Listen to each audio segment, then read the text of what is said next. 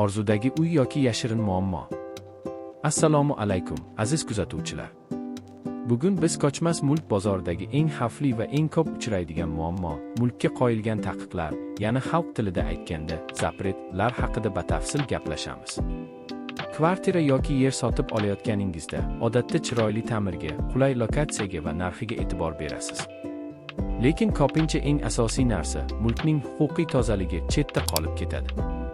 Tasavvur qiling, siz sotuvchiga katta miqdorda zaklat berdingiz. U esa uyni notariusga borib rasmiylashtirish vaqtida g'oyib bo'ldi yoki notarius "Bu uyga taqiq bor, sotish mumkin emas" deb rad javobini berdi.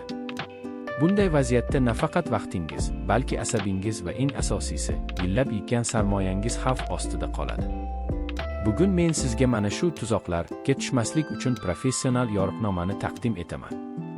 Nima uchun mulkka taqiq qo'yiladi? Keling, avvalo dushmanimizni taniylik. Taqiq o'zi nima va u qayerdan paydo bo'ladi? Qonunchiligimizga ko'ra, mulkni sotish, hadya qilish yoki garovga qo'yish huquqini bir necha tashkilot cheklab qo'yishi mumkin. Banklar va moliya tashkilotlari, agar uy ipoteka krediti evaziga olingan bo'lsa yoki egasi o'z biznesi uchun uyni garovga qo'ygan bo'lsa. Bu eng ko'p uchraydigan holat.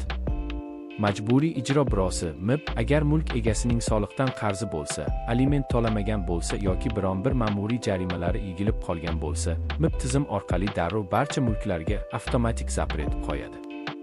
Sud organlari agar ushbu uy ustida oilaviy nizo ketayotgan bo'lsa, masalan, er-xotin o'rtasidagi mulk taqsimoti yoki uyning hujjatlari shubhali bo'lib, sud tomonidan da'voni ta'minlash chorasi sifatida taqiq qo'yilgan bo'lsa, tergov organlari agar mulk egasi biron bir jinoyatda gumonlanayotgan bo'lsa va mulk jinoiy yo'l bilan topilgan deb hisoblansa.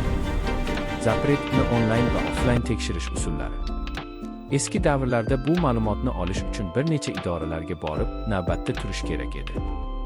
2026 yilga kelib esa O'zbekistonda bu tizim to'liq raqamlashgan. Mana sizga tekshirishning 3 ta asosiy yo'li. Birinchi va eng oson yo'li e-Notarius.uz portali. Ushbu portal orqali siz notarial harakatni tekshirish bo'limiga kirib, mulkning kadastr raqamini kiritish orqali uning holatini bilib olishingiz mumkin. Tizim sizga uyda taqiq bor yoki yo'qligini ko'rsatadi. Ikkinchi yo'li notarius orqali ma'lumotnoma olish. Agar siz rasmiy va 100 kafolatlangan ma'lumot xohlasangiz, istalgan davlat notarial idorasiga murojaat qiling. Notarius o'zining maxsus bazasi orqali mulkning tarixini ko'ra oladi.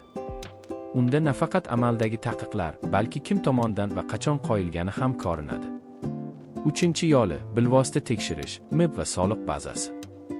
Mulk egasining pasport ma'lumotlarini bilsangiz, MIB o'z saytidan uning qarzdorligini tekshiring. Agar odamning 100 million so'm qarzi bo'lsa, u sizga uyni toza deb sotayotgan bo'lsa, bilingki, hujjat imzolash arafasida zapret chiqib kelishi aniq. Firibgarlikdan ehtiyot bo'ling. Yana bir muhim maslahat, hech qachon hali zapretni yechganim yo'q, menga 5-10 ming dollar bering, qarzimni yopib zapretni yechaman, keyin uyni rasmiylashtiramiz degan gapga ishonmang. Bu juda katta tavakkal. Agar sotuvchi qarzini yopmasa yoki pulingizni olib g'oyib bo'lsa, pulni qaytarib olishingiz juda qiyin bo'ladi. Agar baribir shunday yo'l tutmoqchi bo'lsangiz, albatta notariusda oldi-sotdi shartnomasi tuzing. Unda agar sotuvchi aybi bilan savdo to'xtasa, u pulni 2 barobar qilib qaytarishi shartligi ko'rsatiladi. Bu sizni ma'lum darajada himoya qiladi. Xulosa va amaliy maslahat.